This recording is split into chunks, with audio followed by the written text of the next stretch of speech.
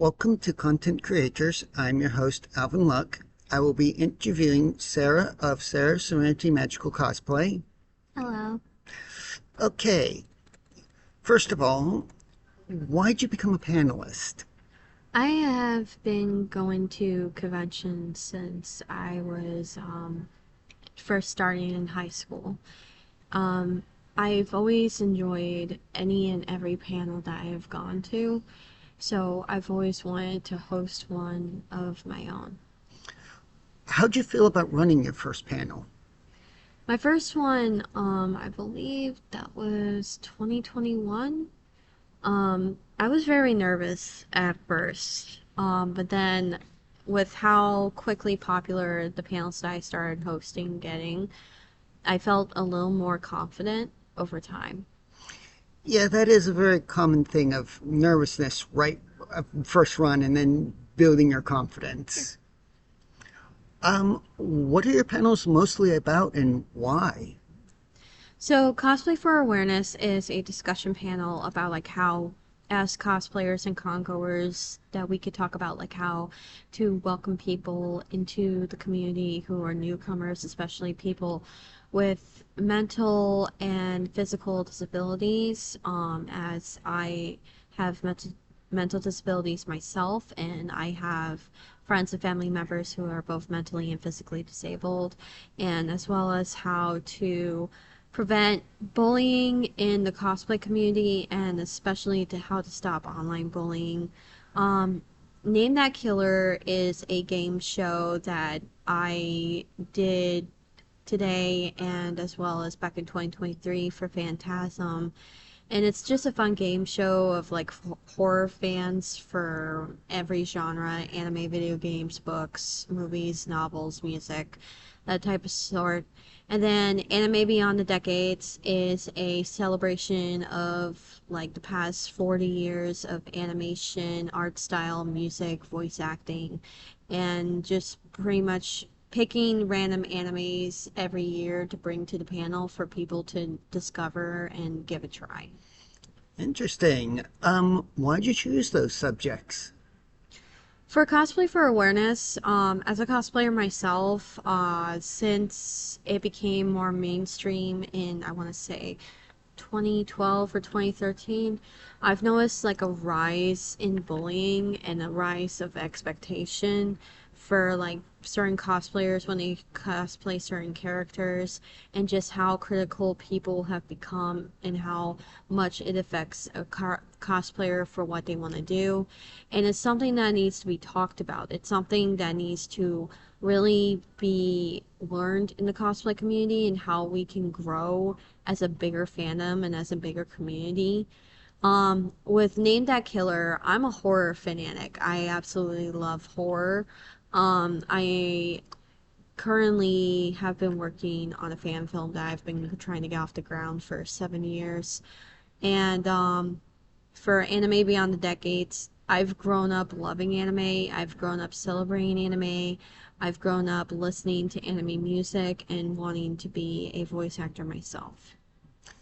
Well, I do know a bit about the controversies in the cosplay community. I mean, I believe there was that one shirt cosplay right. I've heard about that. I think it was Spencer's or one of the companies did that, and that the community did not like that because there is no right way to do cosplay. You do cosplay the way you do it.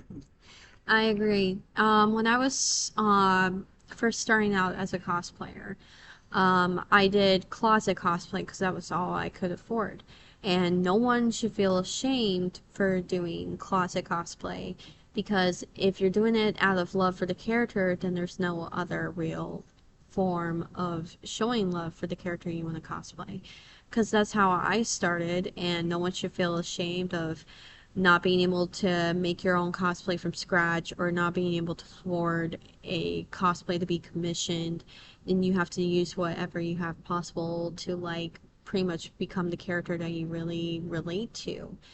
Um, and what really bothers me is that factor that in the past like 5, 6 years, the cosplay community has gotten so big and so mainstream that people will literally push others over the edge just for how they look as certain characters.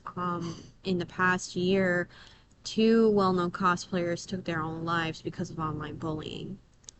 That is so sad. I mean, when I see the homemade cosplays, I think they're the best because those are the cosplays that people put their best heart in. Commissions and that, they're just paying someone else to do it. If you put your heart and soul in something, it's gonna show, and people are gonna recognize it. Personally, for me, I think the true heart shows when you really express yourself as that character. I didn't really start making cosplays from scratch until like 2013, 2014, and even then that was mainly by hand. I didn't really start sewing until like 2015.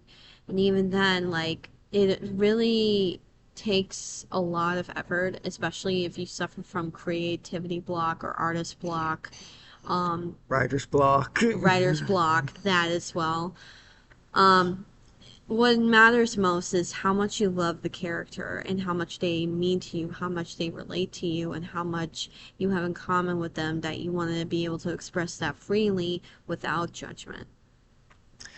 Okay. Do you have any panels that you have in planning stages that you're working on?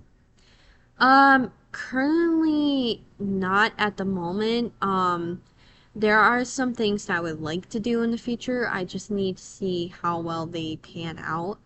Like, as I have mentioned before, I have a fan film that I've been trying to get off the ground. It's a Walking Dead fan film based off my Walking Dead OC that has now literally become my most iconic cosplay character, where people recognize me at from different conventions. Like at one point, when I was at Holiday Matsuri in 2022, I decided not to cosplay on the last day, and I was just in regular clothes walking around. Someone passed by me and they literally shouted, "That's Starla Dixon! That's Daryl's wife!" And I'm like, yes, that is exactly who my OC is. She is Daryl's missing survivor wife and leader of her own group, the Angels of Death.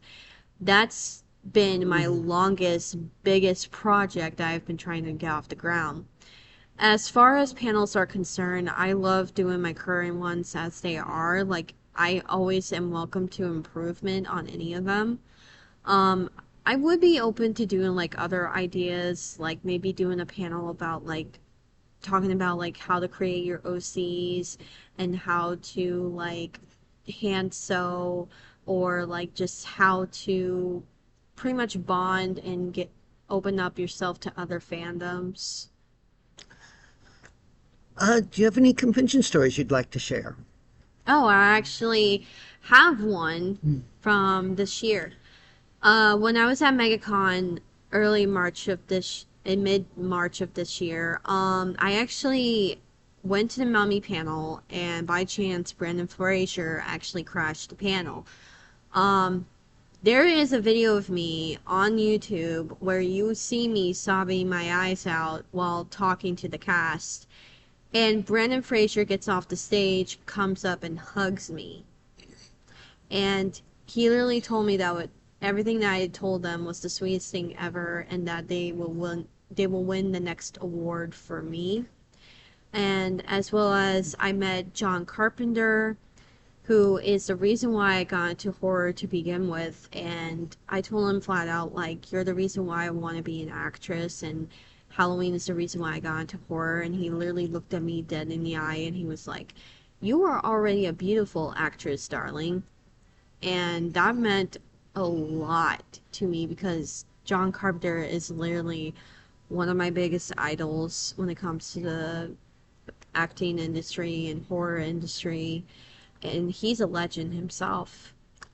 I always love it when the guests actually recognize the emotion in the fans. I love that because that shows that they care about the fandom.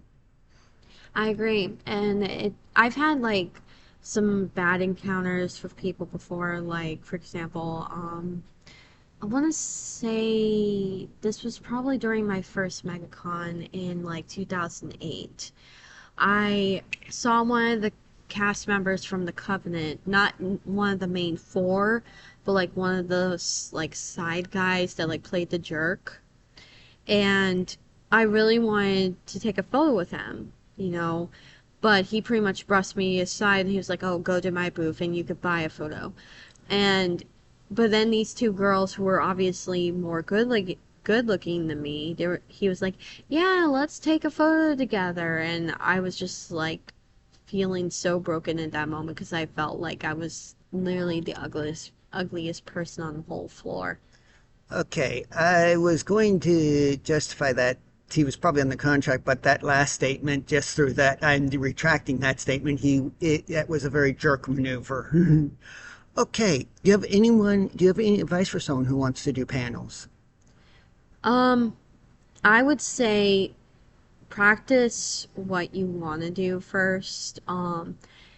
Get tips from like your favorite panelists, or like if you run into like certain panels that inspire you to do like your own, like do a lot of research. Like for example, the Countess, who is known as like the Queen of AFO, she has done like Anime Jeopardy and like Anime Game Show and Anime Name That Tune. It was because of her that inspired me to do Name That Killer, Horror History, and Horror Jeopardy panels that I created. And the Countess is such an amazing artist herself and just an amazing person herself. And she has been doing panels for about as long as I've been going to AFO. So she was a big inspiration on my part. And I think at one point I asked her for advice on how to do panels, and she gave me what I could learn from it. But she also said, make sure that a panel you create is something that you would also go to. That is actually very good advice, and I'm probably definitely going to try to get her on this podcast eventually. Okay, do you have anything you want to promote?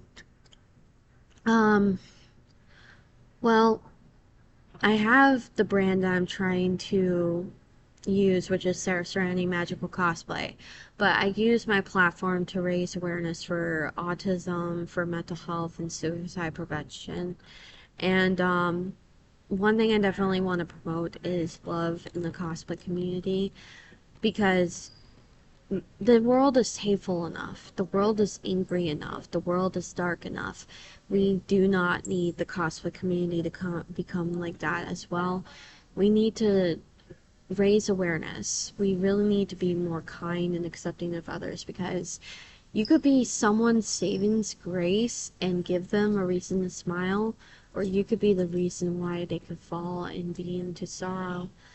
Like, it all just depends on like what you really need to do. The only other thing that I would really want to promote is that, like, despite what I have gone through, despite what I have survived, I am not stopping until I see my dreams come true and my goals be reached.